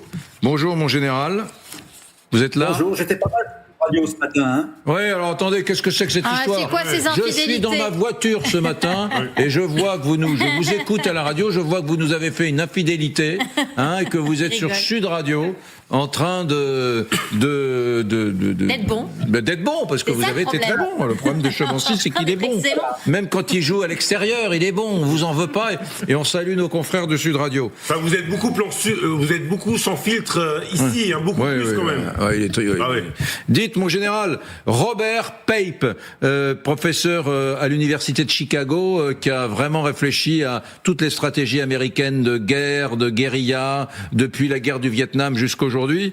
Il dit une chose très intéressante sur la guerre. Voilà, il dit le moment le plus dangereux d'une guerre n'est presque jamais son déclenchement, mais cet entre-deux où les pertes s'accumulent, où reculer devient politiquement coûteux et signe un aveu de faiblesse, et où l'escalade apparaît comme la seule option pour arracher ce que l'offensive initiale n'a pas permis. Où cet entre-deux, donc où l'escalade est la seule option pour arracher ce que l'offensive initiale n'a pas permis. Donc c'est la question que je vous pose, là, qu'on vous pose tous. Est-ce qu'aujourd'hui, les Israéliens et surtout les Américains n'ont pas d'autre option que de continuer la guerre? Est-ce que finalement ces négociations sont vaines? Je suis pas tout à fait d'accord avec vous. Les négociations, de toute façon, elles ont lieu secrètement, sans aucun doute, parce qu'il y a bien un moment, il faudra sortir de la guerre. De toute façon, il y a forcément négociation d'une manière ou d'une autre, par intermédiaire ou pas, comme l'a souligné Ludivine. Maintenant, oui, il y a un moment donné où ça devient coûteux pour une raison très simple. Vous avez un affrontement des volontés. On revient au vieux principe clausewitzien. De part et d'autre, on veut gagner et ne pas perdre la face. Et là, c'est pour ça que l'engrenage et sinon monter aux extrêmes, ça se produit. Et comme on veut pas céder et qu'on veut pas perdre la face, oui, ça devient de plus en plus coûteux. Mais il y a un moment où le coût sera tel, quel qu'il soit politique, militaire ou économique, que l'un ou l'autre sera obligé de mettre un peu les pouces parce que ça peut aller trop loin. Mais avec une différence majeure. La différence majeure pour moi dans ce conflit-là, c'est que d'un côté vous avez une démocratie et que de l'autre côté vous avez une théocratie, avec des combattants prêts à mourir sans aucun état d'âme, parce qu'ils croient que leur cause est juste, sans aucun doute, mais aussi qu'il y a un au-delà, et ça leur donne une force que peut-être les Américains n'auront pas si le conflit dure trop longtemps. Intéressant, l'intensité, l'intention. Un au-delà et de l'argent surtout. Oui, et juste, alors, général, là aussi on a encore pas mal de questions, mais Sarah Safari, pour rebondir sur ce que disait Nivine, est-ce que la voie diplomatique peut marcher d'après vous? Là, c'est la stratégie, semble-t-il, pour le moment des États-Unis. Absolument pas. On vous l'a démontré ces dernières années, la voie diplomatique ne marche pas avec un narco-État terroriste. Point. C'est pas possible. Ce sont des très bons menteurs en plus, donc ils vont vous faire croire que. Et pendant ce temps-là, qu'on les a laissés faire et qu'on a négocié avec eux, leur missile balistique peut atteindre aujourd'hui l'Europe. L'enrichissement de l'uranium n'a jamais été aussi puissant. Ils étaient proches de la bombe nucléaire. Donc jusqu'à quand va-t-on encore négocier avec ces gens qui ont la main tachée de sang du peuple iranien et même des Européens, parce qu'ils ont c'est un État terroriste. Vous l'accueillez c'est une mauvaise nouvelle pour vous. Je ne sais pas quoi penser de cette trêve, c'est ce que je vous ai dit. Est-ce que c'est un jeu de poker menteur pour pouvoir avancer? Est-ce que c'est pour faire baisser les coûts du pétrole, et c'est ce qui a marché aussi? Est-ce que c'est pour faire arriver les troupes? Personne ne le sait pour l'instant. Donc, et c'est la stratégie de Donald Trump depuis le début. Il était en train de négocier avec eux. Il a tué Ali Khamenei en pleine négociation et la guerre a démarré. Donc, il faut s'attendre à tout avec un Trump qui n'a pas les mêmes buts de guerre qu'Israël. Il faut le rappeler aussi. Israël veut la fin de la République islamique et lui cherche encore peut-être à négocier parce qu'il les appelle les bons dealers, les bons commerçants, parce qu'il veut essayer de récupérer sa mainmise aussi quelque part sur le pétrole iranien. Mais les buts de guerre sont différents, donc j'attends de voir quelques jours encore. Méfions-nous.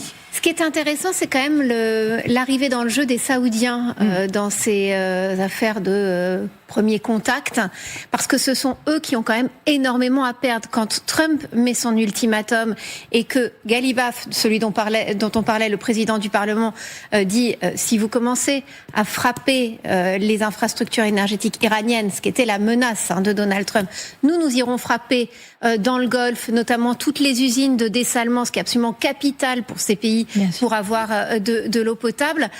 Là, on sent quand même une véritable inquiétude du côté des pays du Golfe. Arabie Saoudite, on voit bien que c'est plus le Qatar, c'est plus Oman. Non, là, on a sorti l'Arabie Saoudite, évidemment, pour faire face et pour essayer de peser sur ces négociations. Vous avez le Pakistan, vous avez l'Égypte, vous avez la Turquie. Il n'y a pas de négociation aujourd'hui véritablement directe, mais on sent que tous ces pays dans la région commencent véritablement à s'activer, tellement la déstabilisation régionale est importante, tellement cette menace sur le détroit d'Ormuz est en train de les Saoudiens qui ont laissé entendre qu'ils étaient OK pour rentrer dans la guerre, qu'ils allaient entrer dans la guerre. Oui, l'Arabie Saoudite, 30 millions d'habitants, qui reçoit des bombes, qui est très déstabilisée, elle qui voulait construire une espèce d'Éden nouveau, apaisé, favorable aux entreprises, qui souhaitaient même happer des boîtes, des entreprises internationales qui sont installées dans les Émirats, à Dubaï, etc., qui souhaitaient les intéresser, qui met tout en place pour les attirer, là se trouve totalement déstabilisé dans la grande stratégie de Mohammed Ben Salman, totalement déstabilisée par cette guerre. Elle n'exclut pas, alors je ne sais pas si elle fera, la grande puissance sunnite. Les entreprises partent à Monaco. Les entreprises partent à Monaco. Parce que c'est beaucoup plus... Pour l'instant, elles choisissent plus Monaco que Riyad. Je suis d'accord avec vous. Mais en même temps, ce sont les Saoudiens qui, en effet, mettent quand même ces interlocuteurs potentiels autour de la table. Ce qui intéresse Donald Trump aujourd'hui et la Maison-Blanche, c'est de trouver un interlocuteur dans le régime iranien. Et c'est vrai qu'ils ont eu beaucoup, le ministre des Affaires étrangères au téléphone, Witkoff et Kushner, Araghchi était leur interlocuteur. Manifestement, l'évaluation qui est faite à la Maison-Blanche, c'est que Araghchi, justement, n'est pas celui véritablement qui pèse. Donc ils sont en train de chercher une autre personne, et c'est pour ça que le nom du patron, du président du Parlement ressort, avec en plus, c'est vrai, tous ces scandales de corruption, d'enrichissement personnel qui collent à la figure de Galibaf et qui peut-être aussi donnent un point d'entrée aux Américains. Alors, y a-t-il des négociations entre les Iraniens et les Américains? Qu'en pense la télévision officielle iranienne? Eh bien, voici un petit extrait. Écoutez cette journaliste, cette présentatrice iranienne. J'ai tenté d'obtenir des renseignements à ce sujet auprès de sources bien informées au sein des plus hautes autorités et nous les avons diffusés sur les réseaux sociaux. Ces sources ont déclaré qu'aucune discussion n'avait eu lieu entre l'Iran et les États-Unis. Voilà, le régime qui continue de nier toute négociation en cours donc avec les Américains. Les Américains, justement, toute une nouvelle armada est en route vers le Proche et le Moyen-Orient avec ces navires de guerre qui sont attendus. Vendredi, ça fait quoi? Ça fait 5 jours pile la trêve décrétée par Donald Trump. Est-ce qu'effectivement, le président américain est en train de préparer quelque chose? On part en Washington. Retrouvez notre correspondante Sonia Dridi, correspondante même à la Maison-Blanche. Vous avez peut-être davantage d'informations sur l'arrivée de cette nouvelle armada, de ces nouveaux navires de guerre. Oui, alors comme toujours, Donald Trump fonctionne à l'instinct. Il étudie ses options. Donc, cette administration cherche à voir s'il serait possible de négocier. On parle notamment de J.D. Vance, le vice-président, qui serait impliqué dans les négociations en plus de Jared Kushner et Steve Witkoff. Il cherche notamment à voir s'il serait possible d'établir un partenariat avec le président iranien du Parlement. Mais en parallèle, les préparatifs militaires continuent. On a donc appris hier soir via le New York Times que de hauts responsables militaires étudiaient un éventuel déploiement d'environ 3000 soldats de la 82e division aéroportée, dont on parle déjà depuis un certain temps. Ces responsables américains ont confié au New York Times qu'ils ont qu'une opération sur l'île de Karg était envisagée potentiellement, mais tout ça, ça reste des préparatifs par prudence, comme disent ces responsables militaires. Aucun ordre n'a été donné. Et puis, en effet, ce vendredi, ça sera également le jour, où quelques 2200 marines américaines arriveront dans la zone du CENTCOM au Moyen-Orient. Et c'est également la date butoir donnée par Donald Trump pour que l'Iran rouvre le détroit d'Ormuz. Donc, en parallèle des possibles négociations, les États-Unis continuent les préparatifs militaires. Merci beaucoup, Sonia. Effectivement, on parlait de cette préparation. Si vous lisez 18 heures pour déployer ces hommes en Iran, c'est ces nouveaux navires de guerre qui arrivent donc au Moyen-Orient. Et effectivement, à son bord, et c'est là c'est Nivine qui va nous l'expliquer, des hommes, des marines extrêmement expérimentés qui, a priori, pourraient mettre quelques heures seulement à être déployés n'importe où dans le monde. Ah, je comprenais pas le mystérieux 18 heures. Donc il leur faudrait maximum 18 heures pour sortir des bateaux, être déployés, positionnés sur un théâtre d'opération en Iran. Exactement. Ces hommes, ce sont les 3000 soldats de la 82e division aéroportée de l'armée de terre. C'est une unité d'élite capable, vous l'avez compris, d'être déployée partout dans le monde en à peine 18 heures avec une très forte expérience des zones sensibles. Ces hommes, ils ont été déployés à Bagdad après l'attaque contre l'ambassade américaine en 2020. Ils ont également opéré en Afghanistan. Cette fois, ces 3000 soldats d'élite, eh bien, ils auraient pour mission, Sonia le disait, de s'emparer de cette île, l'île de Karg, qui est située à 500 km du détroit d'Ormuz et qui est le principal terminal pétrolier d'Iran. Problème majeur d'ailleurs, eh bien, l'aérodrome de cette île de Karg a été fortement endommagé par des frappes américaines. Difficile d'y déployer des milliers de soldats, mais surtout d'y déployer du matériel lourd, si bien que Washington réfléchirait en fait à une autre option. Envoyer d'abord des unités amphibies. Cette fois, on parle des soldats du 31e unité expéditionnaire des Marines. C'est environ 2500 hommes. Leur mission, en fait, ce serait tout simplement de préparer le terrain, de réparer la piste d'atterrissage, les infrastructures aéroportuaires, pour qu'ensuite, eh bien, les hommes de la 82e division puissent arriver, y être soit directement héliportés, soit atterrir avec un avion, avec du matériel, évidemment. Cette attaque, elle aurait donc lieu en 2 temps. D'abord des troupes amphibies, puis des troupes aéroportées. Le tout sous la supervision, envisage le Pentagone, de la 82e division, qui est très important de le dire, très habitué à ces zones extrêmement complexes, comme ce serait le cas en Iran. Merci Nivine Potros. Bertrand Galichet, vous le grand reporter, vous y croyez à ce scénario? Enfin, en même temps, tout nous y conduit, à commencer par l'acheminement de ces bateaux qui ont à leur bord des milliers de Marines. Je pense qu'il est possible, il est même éventuellement probable, parce que, en tout cas militairement, rien ne s'y oppose. Je dis pas que c'est facile, mais je dis que c'est faisable et que le bombardement de la piste de l'aéroport n'est pas un obstacle. On peut y poser des hélicoptères et d'ailleurs, les trous de bombes qui ont été faits peuvent être réparés relativement vite.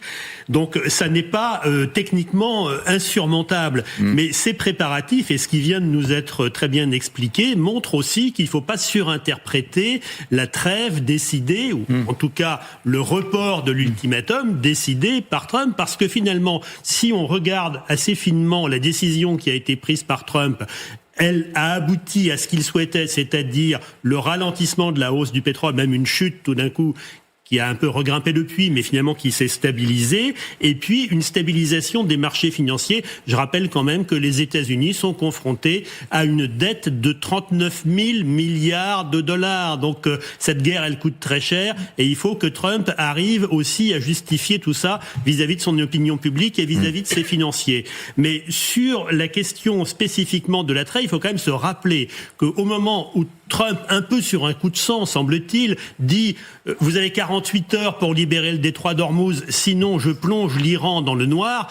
Vous avez vu la réponse de l'Iran qui a été immédiate, qui a été de dire « Très bien, nous on va en faire autant, non seulement sur les États du Golfe, mais aussi on va taper les usines de dessalement ». Et là, Trump, il se retrouve au bord du précipice. Il se dit « Ah ben oui, mais j'avais pas forcément prévu cette réponse-là ». Donc si je franchis le pas, je tombe dans le gouffre. Qu'est-ce que je fais si l'Arabie Saoudite n'a plus d'eau, si les Émirats Arabes Unis n'ont plus d'électricité? Quel est ensuite le scénario? Eh bien, je pense que ça explique une grande partie finalement du temps qu'il s'est donné. Donc il gagne du temps. Avec toujours cette possibilité qui n'est pas du tout à écarter. Comme Bertrand, Renaud Pilat, puis le général Chauvency. Comme Bertrand, il me semble qu'il faut rester extrêmement prudent sur la suite de la semaine et d'éventuelles négociations. Tout le monde dit que les Iraniens n'accepteront jamais, mais on ne sait pas. ils ont peut-être intérêt à faire une pause. Si jamais ils arrivent à accepter, et certains Brûle disaient hier soir que pour l'instant le nucléaire, les 400 kilos soient mis de côté, que les missiles balistiques soient freinés, et tenez-vous bien, un co-contrôle du détroit d'Ormuz par les Américains et les Iraniens. C'est ce que propose Trump. On lui demande, et le détroit d'Ormuz, il dit, écoutez, franchement, on va arriver à un accord raisonnable. Nous, on sera d'un côté de la côte, vous serez de l'autre côté, et on contrôlera le détroit d'Ormuz. Et si jamais il y a un accord, vous arrivez là, effectivement, à un Trump qui se sauve pour le mois de novembre. La politique, toujours, et comme dirait l'autre, économie stupide. Quand on comprend pas un truc, il dit, économie stupide. Regarde l'économie, c'est ça qui compte. Dernière chose, les taux d'intérêt. Les taux d'intérêt et la menace d'inflation. Les taux d'intérêt sont désormais à 4% aux États-Unis à long terme. 4%. Les États-Unis sont surendettés. 4% pour rembourser la dette américaine, c'est avoir une année 2027 absolument catastrophique. Et les menaces d'inflation, avec une croissance qui baisse, c'est quoi ? C'est ce qu'on a eu pendant 25 ans, c'est l'horreur économique, c'est la stagflation. Avec des taux à 4%, c'est pareil en Europe, vous détruisez l'économie mondiale. Trump le sait bien, et c'est même pas la peine qu'il aille aux élections au mois de novembre. Alors. Général Chauvency, j'ai une question à vous poser. On sait que s'il y a des commandos israéliens, américains qui interviennent à la fin de la semaine en Iran, on sait à peu près qu'il y a quelques scénarios. Ce serait sur l'île de Karg, ce serait le long des côtes du détroit d'Ormuz pour protéger le détroit d'Ormuz, il y a plusieurs scénarios, et puis ce serait autour des sites d'enrichissement nucléaire où pourraient être ces 400 kilos d'uranium enrichi qui permettraient de faire la bombe atomique iranienne. Bon, mais c'est donc très simple. Les Iraniens sont pas des idiots. Les 3-4 sites stratégiques qui peuvent voir arriver une intervention américaine, il suffit de les protéger. J'imagine que les Iraniens qui ont toujours un coup d'avance dans cette affaire, qui préparent la guerre depuis 47 ans contre les États-Unis, ont mis en place des troupes, des dispositifs de réponse pour protéger ces 4-5 lieux de 2 ou 3 000 Marines américains. C'est pas, j'arrive pas à comprendre que les Américains puissent penser réussir une opération sachant qu'elle est extrêmement téléphonée. Oui, mais je dirais que c'est notre interprétation. Et avec tous les cibles que vous avez citées, on voit bien qu'un certain nombre d'entre elles ne sont pas atteignables et présentent trop de risques. Maintenant, il faut voir quelles sont les cibles qui sont potentiellement réalisables. On a parlé à l'instant de l'île de Karg, qui, quand on voit la carte, est quand même certes assez éloignée de la péninsule arabique, mais elle a surtout un avantage énorme pour ceux qui s'en saisiraient, c'est que ça contrôle l'exportation du pétrole iranien à 92-95%. Donc ensuite, c'est une île qui est pas d'une grande superficie, 24 km². Elle a été bombardée largement. Effectivement, ça n'empêchera pas que des hélicoptères se posent. Donc, c'est un objectif atteignable et qui peut servir de monnaie d'échange dans une négociation. Celui qui tiendra Karg mettra sans doute l'économie iranienne, pour ce qu'il en reste, encore dans une situation beaucoup plus difficile. Et je vois pas d'autre endroit où finalement ces forces dont on parle pourraient intervenir. Et quelles sont ces forces ? Vous avez des Marines. Bon, les Marines, ils sont sur des bateaux actuellement. Les bateaux ne franchiront pas le détroit d'Ormuz. Alors déjà, ils sont pas encore arrivés. Ensuite, qu'est-ce qui reste ? Les parachutistes. Ils vont pas sauter d'un avion. Par contre, ils vont peut-être être héliportés. Ce sont des forces relativement mesurées, parfaitement entraînées, moins de 5000 hommes en tout et pour tout, suffisant largement pour tenir l'île de Karg. Ça, c'est l'aspect, je dirais, américain. Mais de l'autre côté, que vont faire les Iraniens ? Effectivement, certes, assurer une meilleure protection de cette île, mais aussi mettre sous le feu, finalement, les Américains sur place. Et moi, je conclurai par cela. Il y a un moment où le coût humain de l'opération se verra. Et c'est là qu'on revient sur ce que vient de dire Renaud Pilat, d'ailleurs, sur les implications sur la politique intérieure américaine. Je vois mal comment, dans une telle opération, les pertes ne soient pas importantes, quel qu'en soit le succès. Et là, le président Trump sera en contradiction avec tout ce qu'il a dit, avec son électorat, et devra justifier de ses pertes. Et donc, il devra aussi, dans la foulée, obtenir une vraie négociation avec les Iraniens. qui eux diront « Ah non, on veut pas, on continue, on va tuer des Américains ». Donc effectivement, hormis l'aspect militaire qui est jouable, l'aspect politique, à mon avis, est extrêmement risqué. Vous parliez tout à l'heure, Eric, des pays arabes, des pays du Golfe, effectivement, qui sont visiblement de moins en moins neutres dans ce conflit, parce que on comprend bien, ils sont parmi les pays extrêmement touchés par les frappes iraniennes, et peut-être qu'ils sont en train de changer de stratégie. Donc on a été demander leur avis à nos reporters sur place. Elisa Cléache et Arthur Grolet, donc vous êtes à Doha pour LCI. Expliquez-nous, est-ce que les pays du Golfe seraient prêts à entrer en guerre ? Oui, jusqu'ici, ces pays du Golfe conservaient une position de retenue et depuis quelques jours, c'est plutôt l'option de la riposte qui est sur la table. Le tournant s'est opéré il y a quelques jours lorsque l'Iran a frappé leurs installations gazières et pétrolières. Visiblement, c'était une ligne rouge à ne pas franchir pour ces pays du Golfe qui envisagent désormais d'intervenir militairement. C'est particulièrement le cas de l'Arabie Saoudite qui désormais autorise les États-Unis à opérer sur leur base aérienne à l'ouest du pays. Ils multiplient également les vidéos de propagande de leur propre armée de plus de 200 000 soldats sur leurs réseaux sociaux, des vidéos de propagande également propagées par les Émirats Arabes Unis qui, eux, ont décidé de fermer l'hôpital iranien à Dubaï. Donc on le voit bien, ces pays du Golfe sévissent, ils font bloc, d'ailleurs ils s'entretiennent très régulièrement tous ensemble pour maintenir une position commune. Ils s'entretiennent également très souvent avec le président américain Donald Trump pour lui demander de mettre fin à cette guerre et surtout de mettre fin à la menace iranienne. En attendant de possiblement riposter militairement, ils ripostent diplomatiquement vis-à-vis de leurs voisins iraniens, particulièrement le Qatar et l'Arabie Saoudite qui ont déclaré persona non grata les attachés militaires et sécuritaires iraniens qui ont donc dû quitter ces pays immédiatement. Ah oui, donc il y a effectivement, merci Elisa, il y a des moyens de pression. En attendant de voir s'il y a une intervention militaire, il y a des moyens de pression. Parce que les pays du Golfe sont frappés depuis le début de cette guerre. Ce sont les pays les plus touchés. 87% des frappes de la République islamique sont vers les pays arabes. Il n'y a que 13% de ces frappes qui sont dirigées vers Israël. C'est comme ça que la République islamique montre au monde entier qu'ils tiennent les pays arabes économiquement et que c'est comme ça qu'ils tiennent cette guerre par leur pouvoir économique. C'est ni plus ni moins. C'est pour ça qu'ils ont commencé à attaquer en face, parce que c'est comme ils veulent montrer la pression qu'ils mettent économiquement sur les pays arabes. De facto, font la pression sur le monde. C'est délirant, hein. 87% des bombardements iraniens vers les pays arabes et 13% seulement vers Israël. L'arme du pétrole. C'est vraiment le jeu qu'ils ont joué depuis le début, en effet, de jouer vraiment la politique de la terre brûlée, du chaos régional, en se disant que c'était la seule solution pour eux d'arriver à stopper l'offensive israélo-américaine. Voilà, le régime donc qui... Et puis les pays du Golfe n'ont plus confiance dans les Américains. Qui nomme à nouveau... Les pays du Golfe. Oui, d'accord, qui nomme à nouveau responsable de la sécurité avec Ali Larijani, vous le savez, donc qui a été tué il y a tout juste une semaine. Ça y est, son remplaçant a été nommé par le régime iranien tout à fait officiellement. C'était il y a 1 heure. Marie-Aline Melli y revient dans sa émission. LCI Direct à suivre. À demain.